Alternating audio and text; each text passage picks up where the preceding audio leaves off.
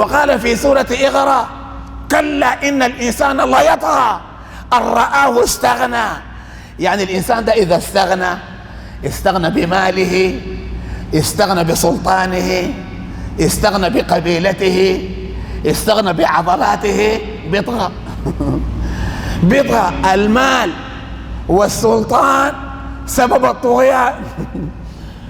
هسه قال لك كل ناس أو كل أفراد في تاريخ العالم تسلطوا ولا تجبروا ولا قهروا الناس ولا فجروا ولا نزعوا من الناس ممتلكاتهم، تأكد انه اما الدافع المال ولا السلطان ولا القبيلة، يعني في دوافع جعلتهم يقهروا الناس.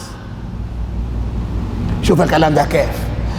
فسبحان الله، اصلها الآية إذا شلنا منها الإضغام بتكون شفتها يعني كلا إن الإنسان لا يطغى إن رأى أنه استغنى. إن رآه استغنى لو فكيناها بتجيب إن رأى أنه إذا شاف نفسه استغنى عن الناس بماله بسلطانه بقبيلته يطغى. سبحان الله. فيبقى طغى، مع كونه طغى آثر الحياة الدنيا، بقى همه بس الدنيا دي بس.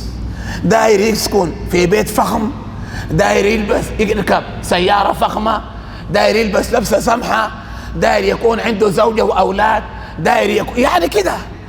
مع كونه طغى آثر الحياة الدنيا، يعني بقى همه الدنيا هذه بس. ده ربنا قال فإن الجحيم هي المأوى. هذه الآية أولها يحكي وآخرها يفتي.